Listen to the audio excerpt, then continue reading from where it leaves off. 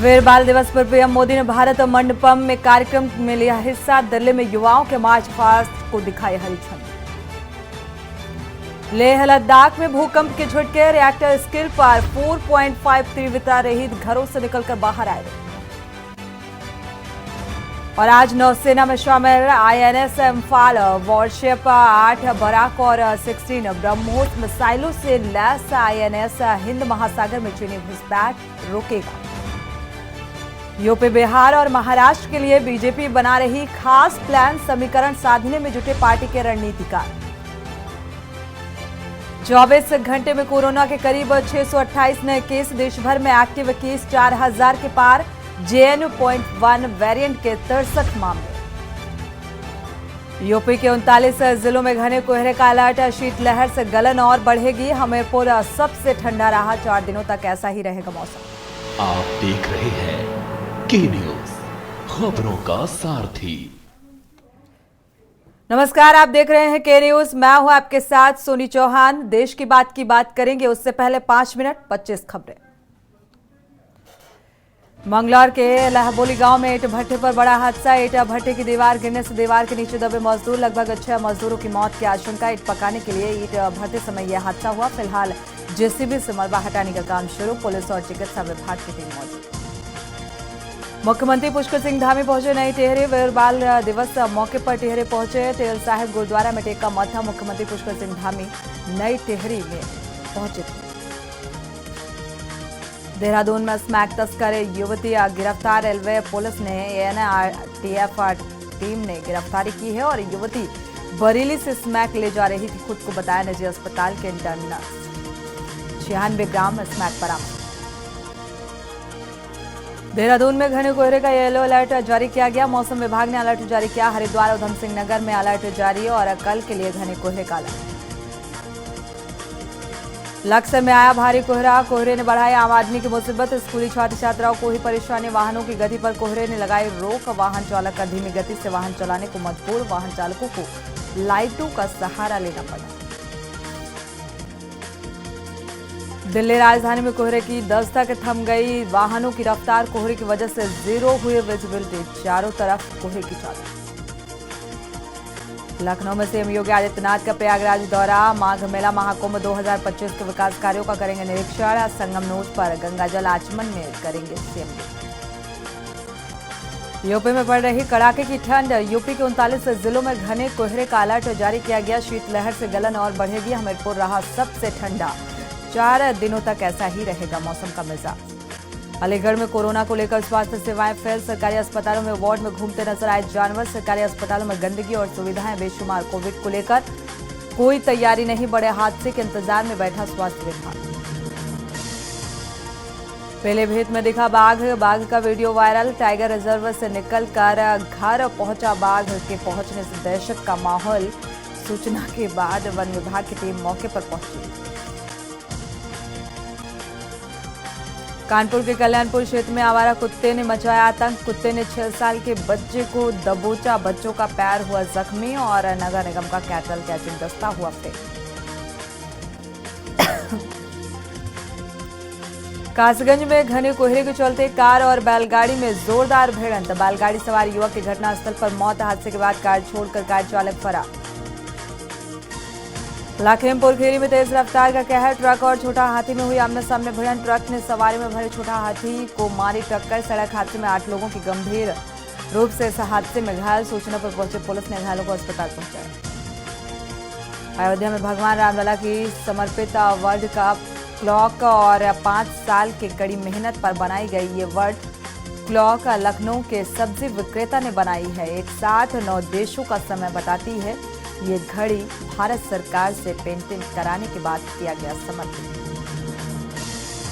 अयोध्या में प्राण प्रतिष्ठा को लेकर तैयारियां जोरों पर। सड़क के दोनों ओर बनाए गए पत्थर सूर्य स्तंभ। लता मंगेशकर चौक के पास बनाए जा रहे हैं सूर्य स्तंभ।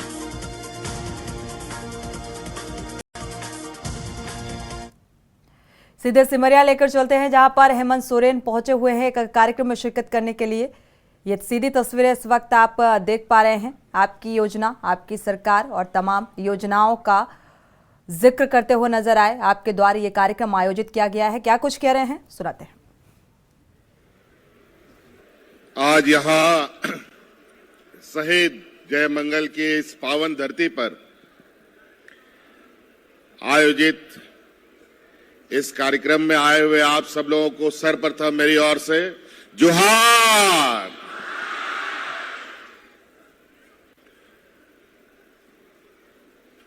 यहाँ फिर से आपकी सरकार आपके द्वार कार्यक्रम में हमारे साथ मंच पर भी उपस्थित हैं हमारे मंत्रिमंडल सहयोगी बड़े भाई सत्यानंद भोक्ता जी, हमारे साथ उपस्थित हमारे मंत्रिमंडल सहयोगी बादल पत्रलेख जी, बड़का गांव विधायिका अंबा प्रसाद जी, यहाँ उपस्थित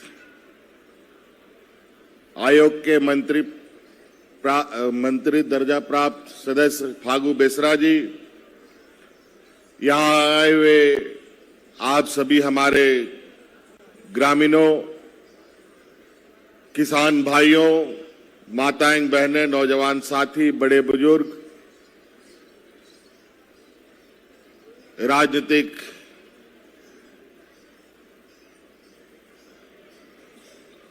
और सामाजिक क्षेत्रों से जुड़े हुए आप सभी सदस्यगण, ढेर सारे कलाकार भी यहां उपस्थित हैं। आप सबका भी मैं हार्दिक अभिनंदन करता हूं। बहुत सारी बातें लगभग मंच से आ गई और आप लोग भी बहुत दूर दराज जगहों से आए हैं। हम लोग इस कार्यक्रम को विगत 2021 से चला रहे हैं। ये कार्यक्रम आपकी योजना, आपकी सरकार, आपके द्वार कार्यक्रम सिर्फ आपके सिमरिया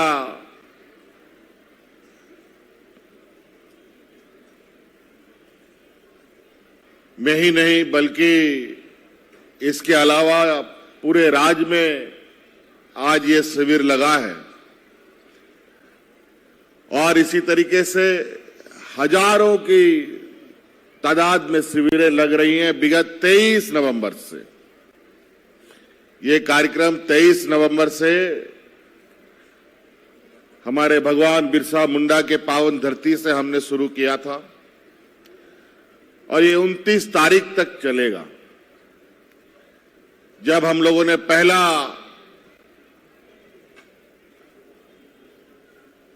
शिविर शुरू किया था 2021 में, फिर 2022 में भी हम लोगों ने शुरू किया था और अब ये 2023। आज किसी खबर में छपा है कि इस बार का शिविर में तो रिकॉर्ड टूट गया। मतलब बड़ी संख्या में लोगों का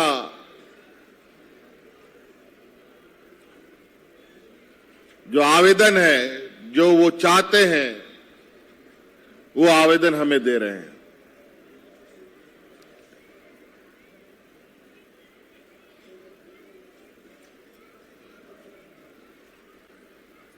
ये सरकार, आपको मालूम है, जब हम लोग चुनाव प्रचार प्रसार में थे उस समय हम लोगों ने ये कहा था कि हम लोग जो सरकार बनाएंगे, ये सरकार दिल्ली से नहीं चलेगा। ये सरकार रांची के एयर कंडीशन कमरे से नहीं चलेगा। ये सरकार गांव से चलेगा। और आज हम लोग गांव-गांव में जाकर के आज आप लोगों के बीच में आपकी समस्याओं को खत्म करने का निरंतर प्रयास में लगे हैं। हम लोगों ने तो सरकार बनाया प्राकृतिक आपदाएं भी आई, कोरोना जैसा महामारी को भी हम लोगों ने देखा, सुखाड़ भी देखा। 1.5 साल तक हम लोग तो कोरोना से ही लड़ते झगड़ते रहे। आपको पता है उस समय तो हाट बाजार, गाड़ी मोटर, काम धाम सब बंद था। लेकिन जैसे ही इस कोरोना का बादल छटने लगा तो सरकार ने आपका दरवाजा खटखटाकर आपके पंचायत में बैठकर आपकी समस्याओं, जो आप जिस कागज को लेकर भटकते थे, वो कागज लेने आपके पास पहुंचे। और ऐसे वैसे जगह भी नहीं जहां सड़क नहीं था, जहां पुल पुलिया नहीं था, वहां पर भी लोग, कोई ट्रैक्टर से जाता था, कोई बैलगाड़ी से जाता था, कोई मोटरसाइकिल से जाता था, लेकिन शिविर गांव में लगता था। और जितनी भीड़ यहां देखते हैं, ऐसे ही उन शिविरों में भी भीड़ लगता था। अभी और शिविर जो अलग अलग जगह लगे हुए हैं, वहां पर भी इतने लोग जमा हैं।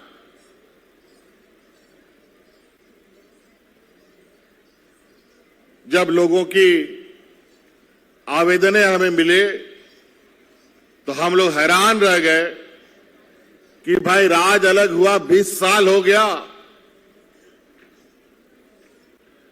20 साल में इतना अधिक समस्या और इतना लोगों में तकलीफ गांव में है।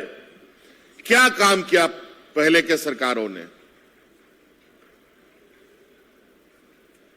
इसका मतलब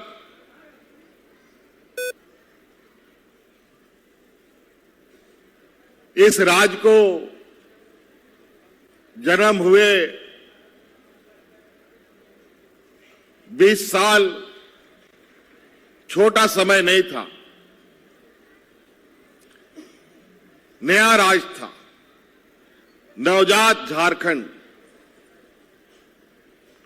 और अभी कुछ सालों के बाद ये झारखंड 25 साल का हो जाएगा, मतलब युवा झारखंड। लेकिन इस नवजात झारखंड को पूर्ववर्ती सरकार ने, पहले की सरकारों ने इतना इसका शोषण किया कि आज ये देश का सबसे पिछड़ा राज्य में गिनती में आने लगा।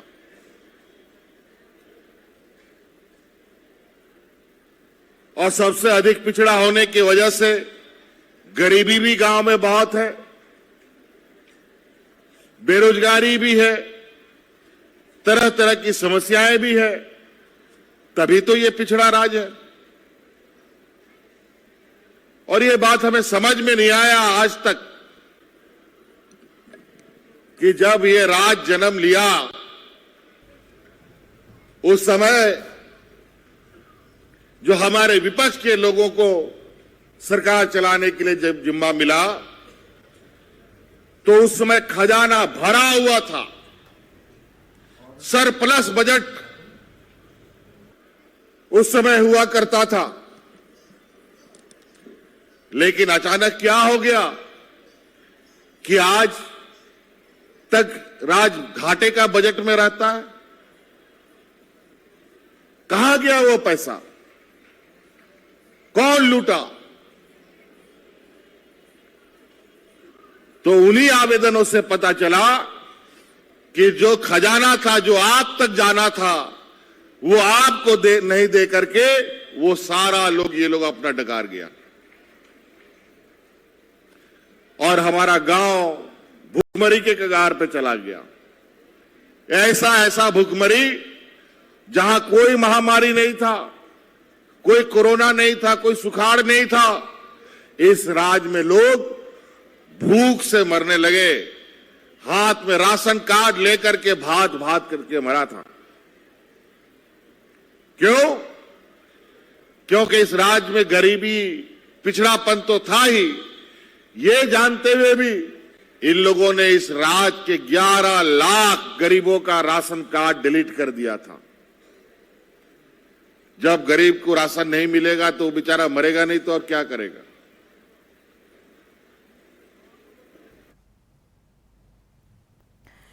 तो झारखंड मुक्ति मोर्चा के अध्यक्ष हेमंत सोरेन को आप सुन पा रहे थे। झारखंड के सीएम हालांकि पूर्ववर्ती सरकारों पर निशाना साधते हुए नजर आए। बढ़ते आगे दिल्ली से अहम खबर आपको बता दें, बड़ी खबर सामने आ रही है। आज कांग्रेस मुख्यालय में स्ट्रैटेजी बैठक होगी, यानी कि जिस बैठक का सभी को इंतजार था, लोकसभा चुनाव को लेकर ये बैठक रणनीति तैयार की जाएगी। कांग्रेस अध्यक्ष मल्लिकार्जुन खड़गे, राहुल गांधी इस बैठक का हिस्सा होंगे। करीब 3 राज्यों को लेकर ये अलग अलग बैठकें होंगी।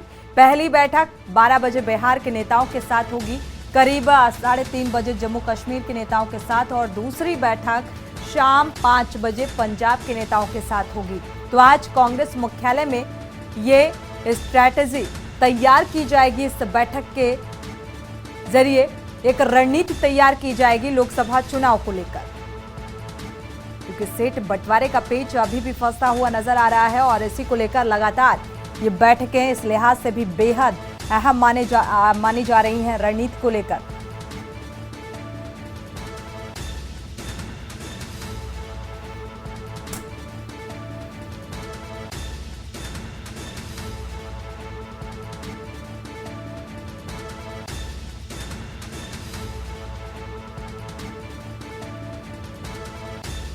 तो 3:30 बजे जम्मू कश्मीर के नेताओं के साथ बैठक होगी।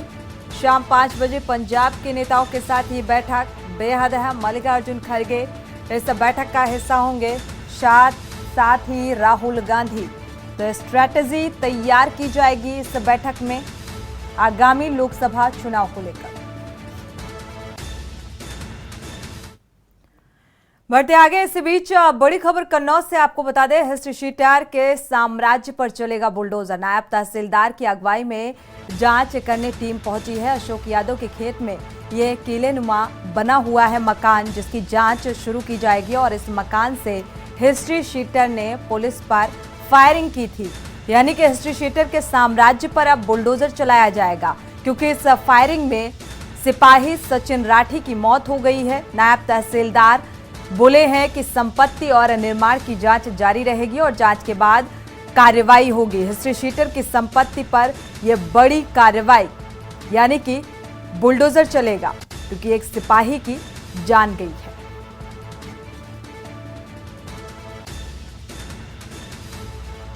जो प्रशासनिक अमला था वो फिलहाल तैयार नहीं था, लेकिन हिस्ट्री शीटर पूरी तैयारी में था। जिस तरीके से इसने फायरिंग की, कन्नौज की ये खबर, हिस्ट्री शीटर के साम्राज्य पर अब बुलडोजर चलेगा इस घटनाक्रम के बाद, क्योंकि एक सिपाही की इस फायरिंग में जान गई है।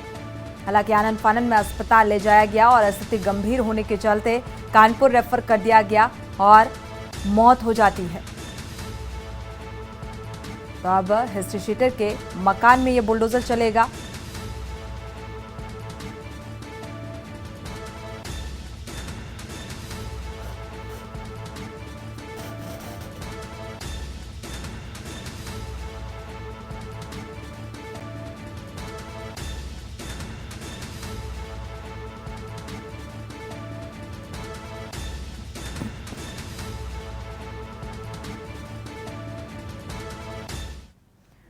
और अब बात दिव्य अयोध्या और भव्य तैयारियों की, क्योंकि अयोध्या पूरी तरीके से राममय हो चली है।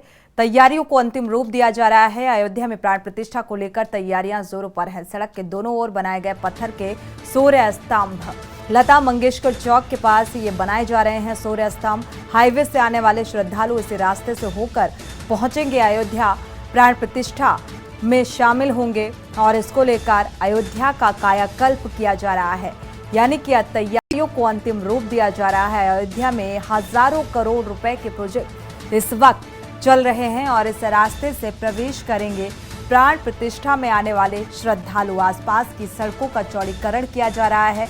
मंदिर के अंदर जाने के समय लॉकर भी बनाए जा रहे हैं, ताकि श्रद्धालु जो भारी तादाद में इस प्राण प्रतिष्ठा के अवसर में पहुंचेंगे।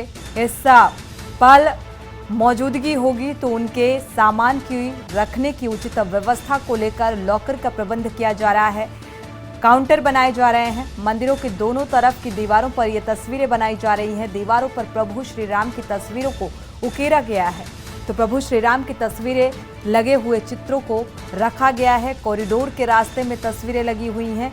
बेहद आकर्षित इस वक्त अयोध्या की तस्वीर नजर आ रही है। हजारों की तादाद में सौंदर्यीकरण के लिए कारीगर यहाँ पर लगे हुए हैं और लगातार कहा जा रहा था कि हर एक देखा जाए सीएम और जो राज्यपाल हैं वो पहुंचेंगे, लेकिन जिस तरीके से इस प्राण प्रतिष्ठा को लेकर श्रद्धालुओं की संख्या में इजाफा हो रहा है, इससे ये बात भी निकलकर सामने आ रही है कि अब इनवाइट नहीं किया जाएगा, क्योंकि जगह जगह से सीएम और राज्यपाल भी पहुंचने वाले थे, जिन श्रद्धालुओं की भारी तादाद को देखते हुए फिलहाल आमंत्रित नहीं किया जाएगा।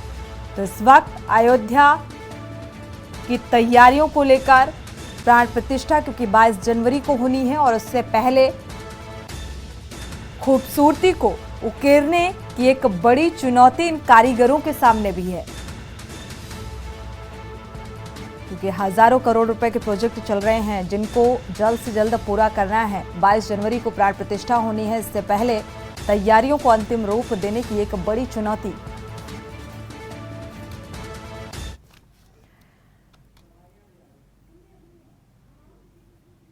अयोध्या में देखा जाए भगवान राम लला को समर्पित वर्ल्ड क्लॉक यानी कि समर्पित की गई है और यहाँ पर 5 साल की कड़ी मेहनत करके इसे बनाया गया है। इस घड़ी को आपको बता दें, लखनऊ के सब्जी विक्रेता हैं जिन्होंने इस घड़ी को बनाया है। एक साथ 9 देशों का समय बताती है, तो ये वर्ल्ड क्लॉक समय 7 देशों का अब बताएगी। भारत सरकार से पेटेंट कराने के बाद ही इसे समर्पित किया जाएगा। अयोध्या जंक्शन और हनुमानगढ़ी को समर्पित होगी ये घड़ी। आपको बता दें, घड़ी बनाने वाले सब्जी व्यवसायी अयोध्या पहुंचे हैं और राम मंदिर ट्रस्ट के महासचिव चंपत राय से मुलाकात की है। तो 5 साल की कड़ी मेहनत के बाद एक अंतिम आकार मिला, यानी कि 7 देशों का जो समय है अब इसे बताएगी ये घड़ी। तो इसीलिए इसे वर्ल्ड क्लॉक कहा गया है, क्योंकि देश विदेश से अब हनुमानगढ़ी और अयोध्या श्रद्धालु पहुंचेंगे। जो देश विदेश के पर्यटक हैं वो यहाँ पर एक पर्यटन स्थल है पहुंचेंगे, तो जाहिर सी बात है इस लिहाज से ये बेहद अहम 5 साल की कड़ी मेहनत इसे बनाने में लगी है। तो राम मंदिर ट्रस्ट के महासचिव चंपत राय से मुलाकात की है। रामलला को ये समर्पित होगी घड़ी। वर्ल्ड क्लॉक बनाने वाले अनिल कुमार साहू लखनऊ में सब्जी बेचते हैं और इसे बनाने के लिए इनको 5 साल का वक्त लगा। तो Mexico, Japan, Dubai, Tokyo, Mexico city, Washington का समय आप इस घड़ी में यहां पहुंचने वाले श्रद्धालु आसानी से देख पाएंगे।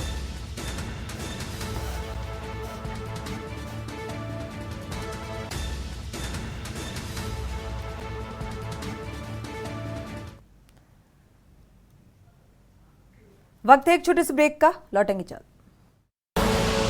आप देख रहे हैं के न्यूज, खबरों का सारथी। नमस्कार, आप देख रहे हैं के न्यूज। ब्रेक के बाद आपका एक बार फिर से स्वागत है। बड़ी खबर लखनऊ से आपको बता दें, अयोध्या में सौगातों के जरिए लगातार माहौल बनाने का काम कर रही है बीजेपी और अयोध्या में पीएम मोदी के रोड शो का भी रूट तय कर दिया गया है। कमिश्नर ने पीएम मोदी के रोड शो जिस रोड से होने हैं उसको लेकर निरीक्षण करने के भी आदेश दिए हैं। करीब 15 किलोमीटर रोड को लेकर तैयारी करने के निर्देश दिए गए हैं। एयरपोर्ट गेट से कल रेलवे स्टेशन तक पीएम मोदी रामपथ जाएंगे। भक्ति, जन्मभूमि, धर्मपथ के कार्य को पूरा करने के निर्देश दिए गए हैं और करीब 30 दिसंबर को एयरपोर्ट के उद्घाटन पर अयोध्या पहुंचेंगे प्रधानमंत्री नरेंद्र मोदी। तो करीब 6000 करोड़ की योजनाओं का शिलान्यास और लोकार्पण करेंगे। जनसभा को संबोधित करेंगे पीएम मोदी। इस दौरान रोड शो का भी आयोजन है, जिसको लेकर तैयारियां चरम पर हैं।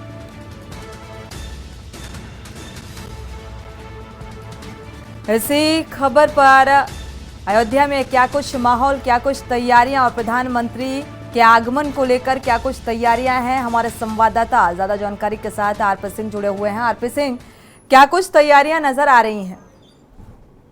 जी सोनी जी, बताना चाहेंगे दर्शकों को बताना चाहेंगे कि रामनगरी अयोध्या में पूरी मर्यादा कण-कण में भगवान राम व्याप्त हो चुके हैं। यहाँ पे जो है आला अधिकारी से लेकर के जो है यहाँ डिप्टी सीएम केशव प्रसाद मौर्य 3 दिन से डेरा डाले हुए हैं और यहाँ पे जितने अधिकारी हैं फुटअप में लगे हुए हैं। और यहाँ क्योंकि 30 तारीख को यशस्वी प्रधानमंत्री जी आएंगे और उनके कारण बड़ौदा एयरपोर्ट का उद्घाटन होना है, तो कहीं ना कहीं यहाँ प्रशासन व्यवस्था से लेकर के और जितनी रोड की व्यवस्था, जितनी व्यवस्थाओं को अपने निगरानी में सूबे के मुखिया योगी आदित्यनाथ जी देख रहे हैं, तो उसी को लेकर के यहाँ पे जितना जनप्रतिनिधि है और जितने लोग हैं सब लगे हुए हैं यहाँ पे। और प्रशासन व्यवस्था यहाँ पे 4 चौबंद कर दी गई है, रूट डायवर्जन की व्यवस्थाएं की गई हैं और NH 27 को जो पूरा लॉक किया जा रहा है, जगह जगह पर बैरिकेडिंग की जा रही है जहां जहां से लोग कहीं आना जाना ना हो, क्योंकि प्रधानमंत्री नरेंद्र मोदी जी का आना है, तो कहीं ना कहीं और रोड को भी भव्य रूप से बनाया जाएगा, तो उसकी तैयारी में पूरा प्रशासन अमला जुटा हुआ है। बिल्कुल आरपी सिंह, देखा जाए तो अयोध्या जो है वो पूरी तरीके से प्राण प्रतिष्ठा से, क्योंकि वर्षों का इंतजार अब खत्म हो रहा है, ऐसे में श्रद्धालुओं की तादाद भी बढ़ेगी और श्रद्धालुओं की तादाद को देखते हुए सुरक्षा के पुख्ता इंतजाम, उनके सामान के रखने की उचित व्यवस्था भी की जा रही है। इस ओर भी तैयारियों को अंतिम रूप देने की एक बड़ी चुनौती है। क्या प्राण प्रतिष्ठा से पहले ये तैयारियां पूरी होती हुई नजर आ रही हैं? काम कितनी तेजी के साथ चल रहा है? जी सोनी जी, चाहेंगे कि लगभग कार्य पूरा हो चुका है, कुछ ही कार्य शेष बचा है, बाकी रामपथ का हो, भक्ति पथ का हो, चाहे जन्मभूमि के अंदर का हो, जितना काम है लगभग पूरा हो चुका है। तो फिनिशिंग का कार्य चल रहा है, वो भी लगभग गढ़पापीटा तक पूरा हो जाएगा। और जितना कार्य शेष बचा है, क्योंकि सूबे के मुखिया योगीनाथ अपनी मॉनिटरिंग कर रहे हैं, कहीं कोई कसर नहीं छोड़ना चाहते। आला अधिकारी जो है यहाँ पे जुटे हुए हैं कार्य कराने में, तो हमें कोई कसर नहीं छोड़ेंगे। और जितना काम कार्य शेष बचा है वो रातों दिन कार्य चल रहा है, उसमें कोई कसर नहीं छोड़ेगी। और राम मंदिर का कार्य लगभग पूरा हो चुका है, अब केवल प्रतिष्ठा होना है। तो कहीं ना कहीं रामनगरी अयोध्या ऐतिहासिक पलों से गुजर रही है और पूरे विश्व के फिर राम मंदिर पे जुटी हुई है, क्योंकि पूरा विश्व जो है यही कि कोई धनु बाण दे रहा है, कोई कुछ दे रहा है, तो ये राम की नगरी अयोध्या, इसमें कण कण में भगवान राम व्याप्त हो चुके हैं। जी बिल्कुल आरपी सिंह, सिर्फ अयोध्या ही राममय नहीं है, बल्कि देखा जाए पूरा देश राममय इस वक्त नजर आ रहा है प्राण प्रतिष्ठा को लेकर, और हर कोई इस पल का साक्षी बनने के लिए तैयार है, आतुर नजर आ रहा है। तैयारियों को लेकर एक बड़ी चुनौती है कारीगरों के सामने भी कि एक तय समय सीमा के तहत इस काम को पूरा करना होगा और प्राण प्रतिष्ठा से ठीक पहले एयरपोर्ट का भी उद्घाटन होना है, तो इसको लेकर क्या कुछ तैयारियां? जी सोनी जी, बताना चाहेंगे कि एयरपोर्ट की तैयारी लगभग पूरी कर ली गई है और यहाँ पे जो है जो हाईटेक रेलवे स्टेशन बना है उसकी तैयारी लगभग पूरी कर ली गई है।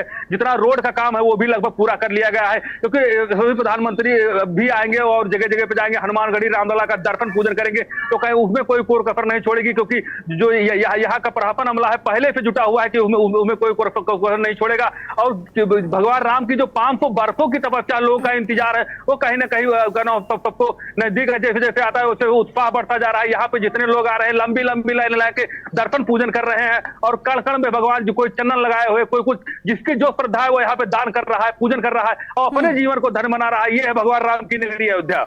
बिल्कुल आरपी सिंह, इस वक्त जो वर्ल्ड क्लॉक है वो एक चर्चा का विषय बनी हुई है, जो 7 देशों का समय बताएगी। इसको लेकर मुलाकात भी हुई है, क्योंकि सब्जी विक्रेता हैं जिन्होंने 5 सालों से लगातार मेहनत की और अब जाके वो उनकी मेहनत रंग लाती हुई नजर आ रही है और वो रामलला को समर्पित होगी।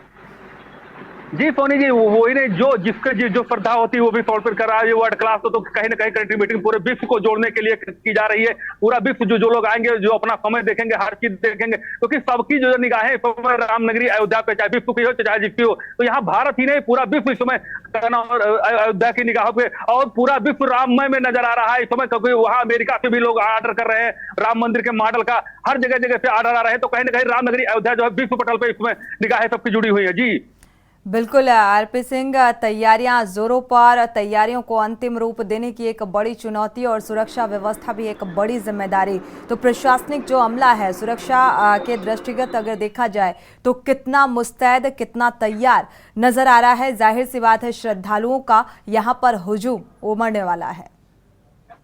जी बोनी जी बताना चाहेंगे जो प्रशासनिक अमला है, खुद डीआईजी आईजी वहां लखनऊ से पूरा बैकअप बना रहे हैं। जितना यहाँ के खुफिया विभाग है, जो इलाऊ विभाग है, जितने विभाग है पूरे तरीके से सक्रिय हो, जगह जगह पे निगरानी कर रहे हैं, चप्पे चप्पे पे निगरानी बसे हुए हैं। और यहाँ पे जो है प्रशासन व्यवस्था हर चार चौराहे पर प्रशासन व्यवस्था चार चौबंद कर दी गई। रूट को डायवर्जन भी किया गया है। जो वीआईपी आ रहे हैं उनका मूवमेंट अलग बना दिया गया है और बाकी आम पब्लिक आ रहे हैं उनका मूवमेंट अलग बना दिया। तो कहीं ना कहीं रामनगरी अयोध्या को ऐतिहासिक जोड़ने के लिए कई रूटों से डायवर्जन किए गए हैं। और जो है अभी NH-27 से जोड़ते हुए कम से कम 4-5 हाईवे जो है वो भी राम मंदिर के लिए डायरेक्ट तैयार हो जाएंगे। अभी 31 तारीख को प्रधानमंत्री के कार्यक्रम द्वारा उसका उद्घाटन हो जाएगा। तो कहीं ना कहीं रामनगरी अयोध्या को कनेक्टिविटी जोड़ने के लिए बहुत ऐतिहासिक व्यवस्था की जा रही है। यहाँ पे जितने लोग आएंगे उनको यहाँ पे कोई दिक्कत नहीं होगी। और यहाँ पे एयरपोर्ट पे कम से कम 100 एयरक्राफ्ट उतरेंगे, उनकी भी व्यवस्था है। अगल बगल जिले में जितने जितने हवाई अड्डे हैं उनको भी जोड़े जा रहे हैं। तो कहीं कहीं रामनगरी अयोध्या को पहले से पूरी भूमिका बना लिया, मूवमेंट बना लिया गया है कि जो पहुंचा होगी उसमें कोई किसी को कठिनाई का सामना नहीं करना पड़ेगा। जी शुक्रिया आरपी सिंह इस तमाम जानकारी को साझा करने के लिए। फिलहाल तैयारियां चरम पर हैं और क्योंकि प्राण प्रतिष्ठा से ठीक पहले यानी कि 22 जनवरी से ठीक पहले 23 दिसंबर को एयरपोर्ट का उद्घाटन भी होना है और 6000 करोड़ की योजनाओं का लोकार्पण और शिलान्यास करने के लिए प्रधानमंत्री नरेंद्र मोदी पहुंचेंगे। एक रोड शो भी यहां पर है, जनसभा को संबोधित भी करेंगे। प्रधानमंत्री नरेंद्र मोदी के आगमन को लेकर जो तैयारियां हैं वो चरम पर है, लगातार निरीक्षण भी किया जा रहा है और प्रशासनिक सुरक्षा व्यवस्था को लेकर भी चुस्त और दुरुस्तता देखने को मिल रही है।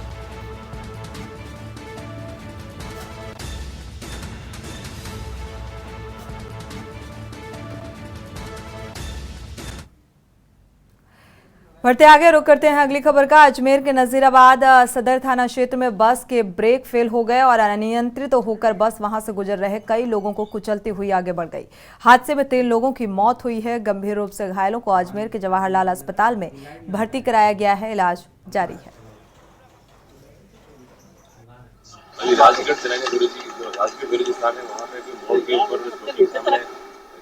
बस तेज गति से आई थी, जो रोड पे कुछ लोग बैठे थे उनको कुचल दिया। कुचलने से 3 जने तो ब्रॉड डेड आए हैं, जो एक्सपायर हो गए हैं। उनके नाम पता इसमें याद है, भंवरलाल, कमलेश कुमार और अज्ञात है कि उसका नाम पता कर रहे हैं। एक सीरियस है, लेडीज है वो किनीशा, अभी सीरियस है। कुछ लोग अभी और इंजर्ड हैं जो भी रास्ते में ऑन द वे आ रहे हैं। सभी के डॉक्टर्स सब मुस्तैदी की इलाज कर रहे हैं। पुलिस की टीम भी लगी हुई है। बस आ रही थी, बस तेज गति थी तो रोड पे कुछ लोग बैठे हुए थे, उनको वहाँ पे समझ नहीं पाए, बस ने उसको कुचल दिया। रुक करते हैं अगली खबर का। मुख्यमंत्री भजनलाल शर्मा वीर बाल दिवस के उपलक्ष्य में राजा पार्क स्थित गुरु सिंह सभा गुरुद्वारा पहुंचे और इस दौरान मुख्यमंत्री भजनलाल शर्मा ने श्री गुरु सिंह सभा गुरुद्वारा में मत्था टेका और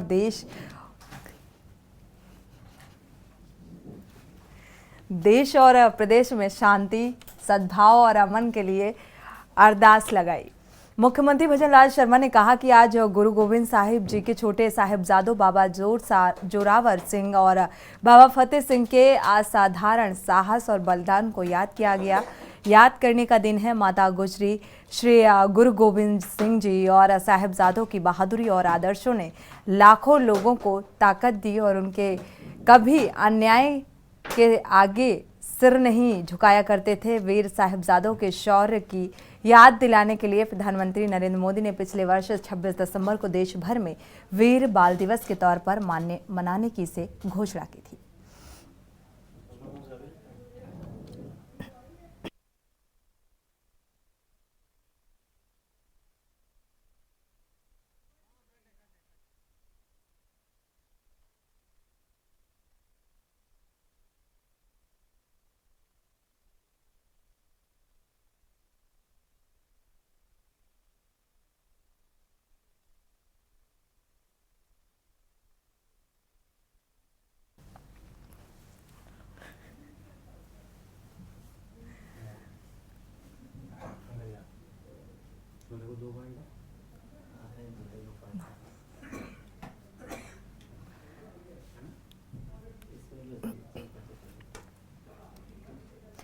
इसी बीच बड़ी खबर उन्नाव से आपको बता दें, घने कोहरे के बीच बड़ा हादसे की तस्वीर सामने आ रही है। अज्ञात वाहन ने स्कूली वैन में टक्कर मार दी। जोरदार टक्कर से यह हादसा, ड्राइवर समेत कुल 9 लोग इस हादसे में घायल हुए हैं। ड्राइवर समेत 4 बच्चे जिला अस्पताल के लिए रेफर किया गया है। 4 बच्चों का सीएचसी में उपचार जारी है। सीओ ने सभी बच्चों का हालचाल जाना। चमियानी से बच्चे लेकर पूर्वा जा रही थी ये van. New City Modern Public School हादसे का शिकार। ये वैन पूर्वा कोतवाली के काजीखेड़ा गांव के पास की ये घटना बताई जा रही है।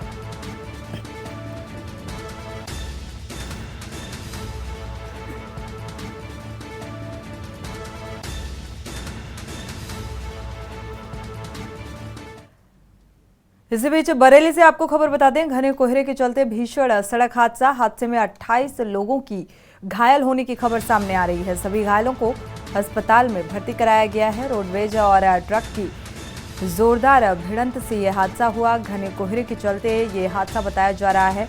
पीछे से आ रही इको रोडवेज से टकराई और एक्सीडेंट के बाद अफरा तफरी का माहौल बन गया। हाफिजगंज थाना क्षेत्र के सिथरा गांव की ये घटना।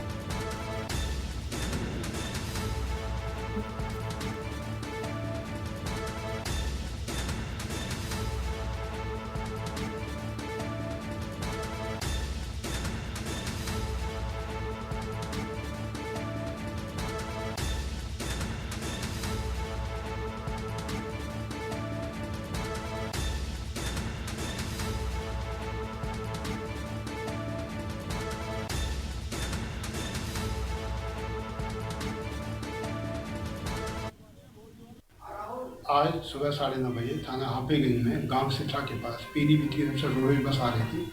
सामने से आ रही इको डिसबैलेंस हुई, जिस कारण इसमें बैठे हुए तथा बस में बैठे हुए कुछ लोग घायल हुए हैं, जिनमें 8 लोगों को मामूली चोटें आई हैं तथा 4 लोगों को जिला अस्पताल रेफर किया गया है। इसमें एक व्यक्ति की हालत गंभीर है। इस संबंध में थाना हाफिजगंज पर विधिक कार्रवाई प्रचलित है। रुक करते हैं अगली खबर का। ग्रेटर नोएडा से खबर सामने आ रही है। ट्रक ने बाइक सवार को कुचला है और टक्कर से मौके पर बाइक सवार की मौत हो गई है। पुलिस ने पहुंचकर शव को पोस्टमार्टम के लिए भेजा है। ग्रेटर नोएडा के सूरजपुर घंटा चौक का ये मामला बताया जा रहा है।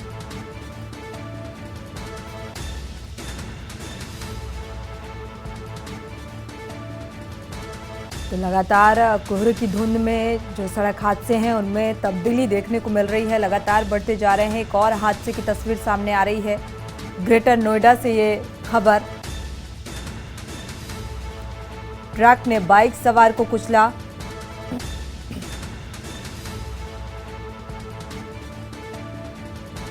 की दर्दनाक मौत।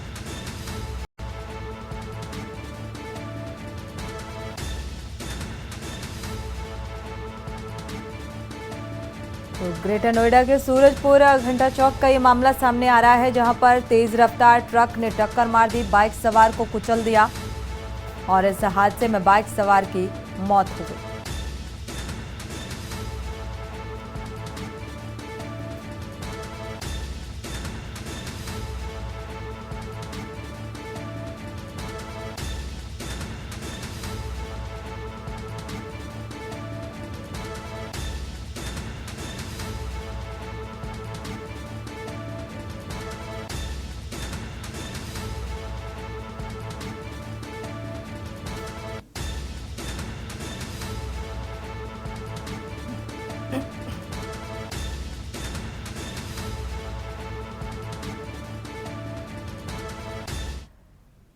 इसी बीच प्रयागराज से आपको खबर बता दें, प्रयागराज में नाबालिग लड़की अगवा की गई। माता पिता ने सीएम से गुहार लगाई है। मंडा पुलिस पर कार्रवाई न करने का आरोप लगा है। एक बड़ी लापरवाही की तस्वीर सामने आ रही है। प्रशासनिक स्तर पर लापरवाही बरती गई, परिजन का आरोप। मंडा पुलिस लगातार बजाय कार्रवाई करने की दबाव बनाने की कोशिश कर रही है। परिजनों का रो रो कर बुरा हाल है। तो बच्चे की बरामदगी को लेकर न्याय की गुहार।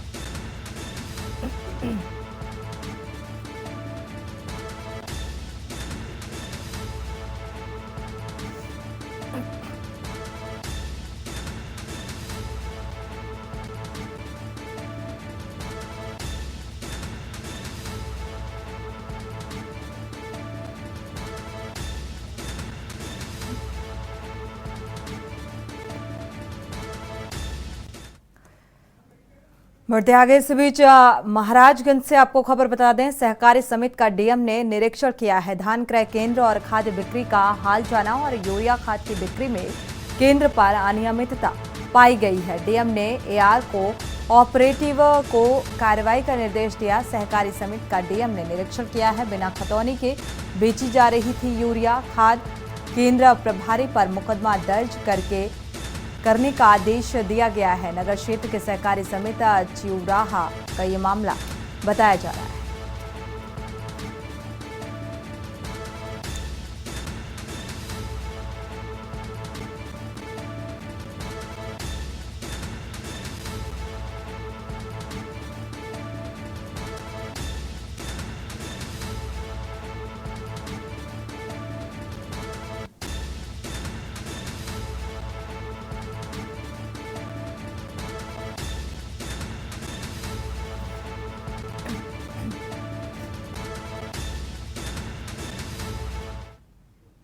कन्नौज में हिस्ट्री शीटर को गिरफ्तार करने गई पुलिस टीम पर हमले में घायल सिपाही की मौत हो गई है और कानपुर में इलाज कर रहे सिपाही की इलाज के दौरान मृत्यु हो गई। दरअसल कन्नौज पुलिस की टीम विशनगढ़ थाना क्षेत्र के धरनीधीरपुर नगरिया गांव में हिस्ट्री शीटर गिरफ्तारी के लिए पहुंची हुई थी। इसी दौरान पुलिस टीम पर हिस्ट्री शीटर ने फायरिंग कर दी और इस हमले में विशनगढ़ थाने का सिपाही सचिन राठी गोली लगने से गंभीर रूप से घायल हो गया। इलाज के लिए कानपुर भेजा गया। इस घटना के करीब 3 घंटे बाद पुलिस से मुठभेड़ में हिस्ट्री शीटर और उसका बेटा भी घायल हो गया। हिस्ट्री शीटर की पूर्व प्रधान पत्नी को गिरफ्तार कर लिया गया है। मौके पर पुलिस की टीम की तैनाती कर दी गई।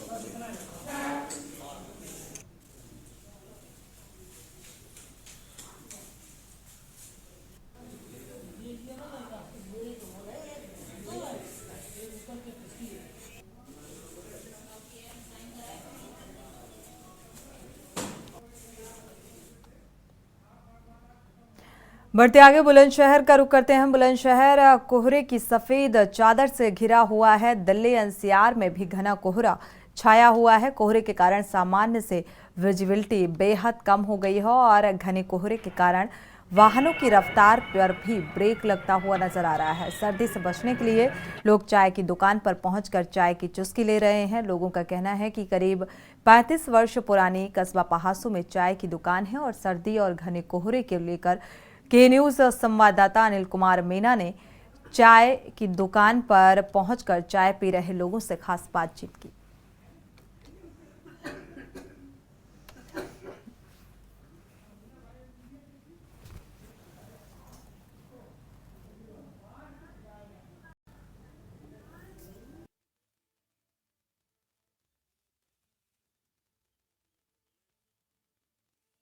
भारत में सर्दी का सितम लगातार जारी है। अगर बात करते हैं दिल्ली के एनसीआर की, तो इस वक्त हम मौजूद हैं जनपद बुलंदशहर के कस्बा पहासू में, जहां एनसीआर पूरी तरह से कोहरे के आगोश में समाया हुआ है। और देखिए, लोग कहीं ना कहीं जो सर्दी को भगाने की कोशिश करते हैं, वो सबसे पहले लोग चाय की दुकानों पे पहुंचते हैं और चाय की दुकान पे लोग चुस्कियाँ लेते हैं और चुस्कियाँ लेने के साथ साथ सर्दी भगाने की कोशिश करते हैं। देखिए, हमारे साथ ये काफ़ी लोग मौजूद हैं जो सुबह से आए हुए हैं, चाय पी रहे हैं और चाय पीने के साथ साथ सर्दी भगाने की कोशिश कर रहे हैं। देखिए, हमारे साथ एक भाई मौजूद है, उनसे बात करते हैं। क्या नाम है भैया?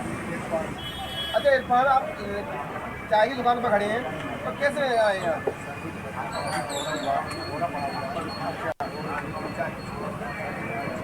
2-3 चाय पी चुके, ये सर्दी अभी कम ना, सर्दी ज़्यादा है।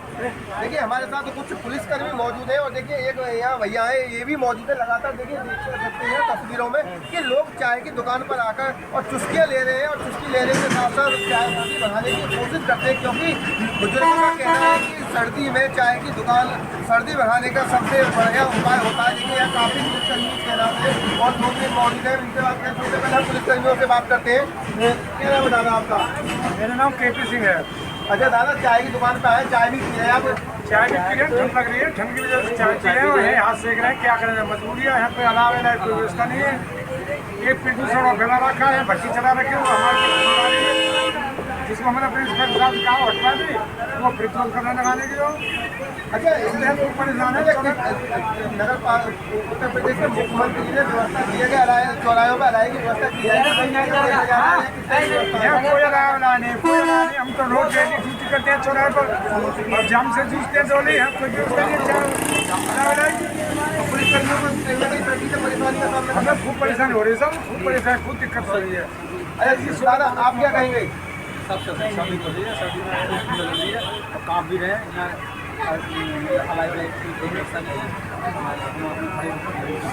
अच्छा, वैसे अगर माना जाए तो क्या चाय पी चुके हैं आप? हम 2-3 चाय पी चुके हैं यहाँ सर्दी में। अरे 2-3 चाय और भी काफ़ी है। और अभी तगड़ा है तो उसका जो है देखिए, एक भैया और मौजूद है, हम इनसे बात करते हैं। अरे बहुत ज़्यादा सर्दी पड़ रही है।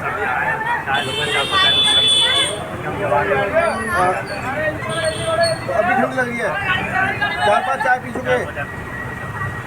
देखिए, बाकी कहीं ना कहीं सर्दी का सिस्टम लगातार बढ़ता हुआ जा रहा है। देखिए, अगर बात की जाए तो यहाँ जो चाय की जो दुकान है, चाय के जो मालिक है, उनसे भी हम बात करते हैं कि आखिरकार ये बताया जा रहा है, लोगों का जो स्थानीय लोगों का कहना है, ये जो दुकान है करीब 30-35 साल पुरानी बताई जा रही है। लोग यहाँ आते हैं, चाय पीते हैं। तो देखिए, लगातार यहाँ जिस तरह से पुरानी दुकान है, तो हम जो दुकान के जो मालिक हैं उनसे भी बात करते हैं।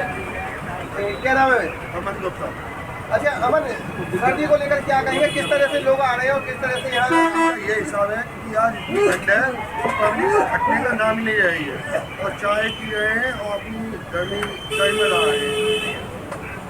अच्छा, इस तरह से जिस तरह से सर्दी लगातार बढ़ती जा रही है और कहीं ना कहीं कोविड भी आ रहा है, तो आपने मास्क भी बांध रखा है, तो लोगों को आप भी जागरूक कर रहे हैं? सर जागरूक तो होना चाहिए। जो हमारे बुलंदशहर जिले में भी कोरोना का चल रहा है, नरेंद्र मोदी जी कह रहे हैं मास्क का प्रयोग करें, तो इससे हमारे लिए खुद ही अपना बचाव है और ठंड भी बचता है।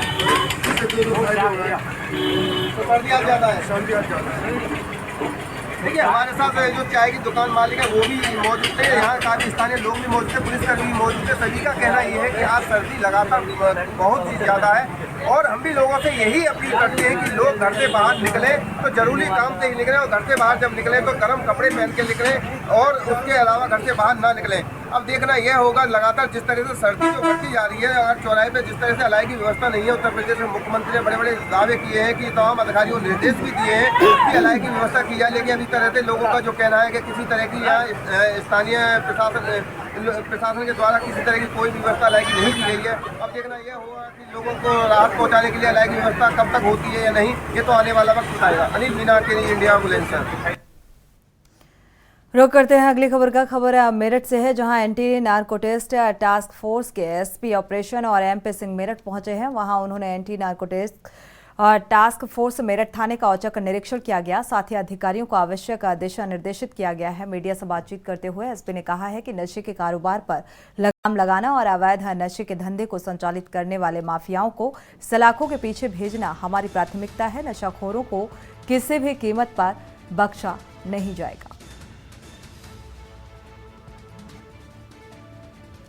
नहीं है, उत्तर प्रदेश पुलिस का ही हम हिस्सा है और स्थानीय थाना, स्थानीय जनपद भी उसी का हिस्सा है। हमें पूरी तरीके से सहयोग मिल रहा है। भी बढ़ा जा रहा है। अपने यहाँ जब दर्ज होने लगेंगे, अभी तक नारकोटिक्स थाने में अभियोग दर्ज नहीं हो रहा है, जब दर्ज होने लगेंगे तो और ज्यादा इजी गोइंग हो जाएगा, लोकली रहेगा। तो आम जनता के लिए हमारे मेरठ थाने का एक नंबर है, उसके लिए आप नोट कर लें। उस नंबर पर जनता जो के व्यक्ति जो है कॉल के द्वारा, व्हाट्सएप के द्वारा सूचना दे सकते हैं। वो उनके लिए गोपनीय रखा जाएगा। उनकी सूचना को हम किसी भी तरीके से शेयर नहीं करेंगे। तो नारकोटिक्स से संबंधित कोई भी सूचना हमारे लिए 7839877283 इस नंबर पे मेरठ क्षेत्र के और मेरठ के आसपास वाले सभी जनपदों के या पूरे उत्तर प्रदेश के कहीं भी नारकोटिक्स के मूवमेंट की, उनके कंजम्पशन की कोई भी सूचना हो, मैं आपके माध्यम से सभी नागरिकों से आह्वान करना चाहूँगा कि एक बार पुनः नोट कर लें 7839877283। मेरठ थाने का जी नंबर है। कार नव वर्ष में सभी लोग तैयारी करते हैं, इसी प्रकार हमने भी तैयारी कर रखी है और हम भी नारकोटिक्स अपराधियों के खिलाफ जो है हमारा पूरा प्रयास है कि नववर्ष के दौरान पुलिस का काम होता है अपराधियों को सलाखों के पीछे ले जाना। इसमें हमारी टीम जुटी हुई है और हम इसमें रुक करते हैं अगली खबर का। बिजनौर में आज सुबह से ही घना कोहरा छाया रहा। एक तरफ जहां सर्दी बढ़ने से ठिठुरन बढ़ गई है, वहीं पारा 8 डिग्री से नीचे पहुंच चुका है। वाहन चालकों को बेहद परेशानियों का सामना करना पड़ रहा है। घने कोहरे की वजह से वाहनों की रफ्तार पर भी ब्रेक लग गया है। वाहन चालकों को दिन में लाइट का सहारा लेना पड़ रहा है। विजिबिलिटी का अगर जिक्र करें तो यहाँ पर सड़कों पर वाहन रेंगते हुए नजर आ रहे हैं।